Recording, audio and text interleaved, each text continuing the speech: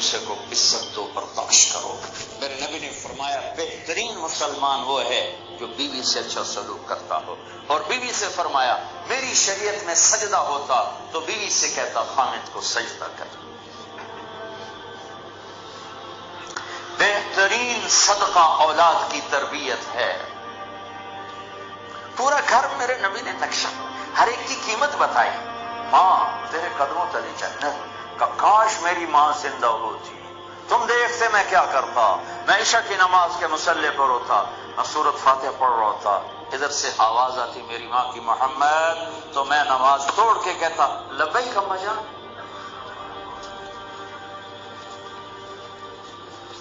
باپ کا تیرے جنت کا دروازہ ہے، باپ تیری جنت کا دروازہ ہے، کھولنا توڑنا نہیں، کھولنا توڑنا نہیں، توڑ دیا تو جنت میں نہ جا سکو گے۔ سب سے بہترین مسلمان جو بیوی سے اچھا سلوک ہے، سب سے بہترین عورت جو اپنے خامند کی منشا کو دیکھے۔ پھر آپ نے ایک عجب بات فرمائی جو معاشرے میں بہت بوجھ بنتا ہے جس کا، ہاں بھائی تمہیں ایسا صدقہ بتاؤں جس سے بڑھ کے کوئی صدقہ نہیں، تمہیں ایسا صدقہ بتاؤں جس سے بڑھ کے کوئی صدقہ نہیں۔ کہا جی کیا؟ کہا الابنۃ المردودہ، جس کی بیٹی کو طلاق ہو گئی یا بیوہ ہو گئی اور گھر واپس آ گئی ماں باپ کے، یا ماں باپ نہیں ہے تو بھائی ہیں، وہ ایک بوجھ بنتی ہے ماں باپ پر بھی، اور بھائی تو ویسے ہی باغی ہو جاتے ہیں۔ میرے نبی نے فرمایا اس بچی پہ خرچ کرنا کائنات کا سب سے افضل صدقہ ہے۔ گھر، ایک گھر کیسے چلتا ہے؟ ہمارے یہاں پنجاب سندھ بلوچستان سرحد میں بہنوں کو وراثت میں کوئی حصہ نہیں ملتا، سب بھائی کھا جاتے ہیں۔ میرے نبی نے فرمایا جس کو اللہ نے 2 بہنیں دیں اس نے ان کا حق ادا کیا، شادی کی حق ادا کیا۔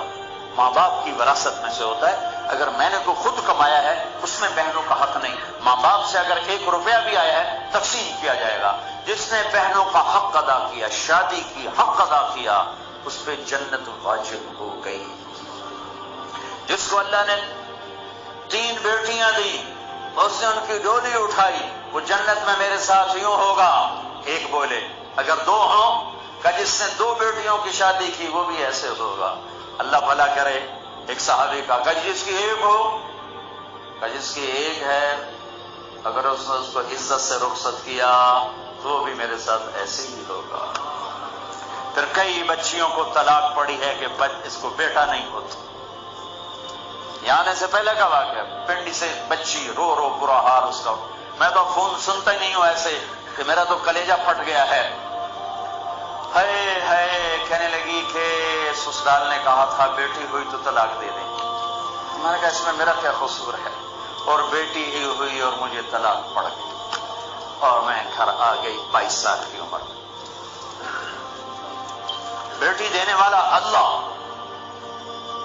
اور ظلم کرنے والا سسرال۔ میرے نبی کو اللہ نے بیٹے دے کے اٹھا لیے، قاسم اٹھا لیے، عبداللہ اٹھا لیے، ابراہیم اٹھا لیے، 4 بیٹیاں دی 3 زندگی میں اٹھا لی، زینب، ام کلثوم، رقیہ، تینوں آنکھوں کے سامنے چلی گئیں۔ فاطمہ سے نسل چلی، آپ نے فرمایا لوگوں کی نسل بیٹے سے چلتی ہے، میری نسل میری بیٹی فاطمہ سے چلی۔ اس لعنت کو دھویا۔ عورت کا کیا قصور ہے اگر اس بیچاری کو بچیاں ہو رہی؟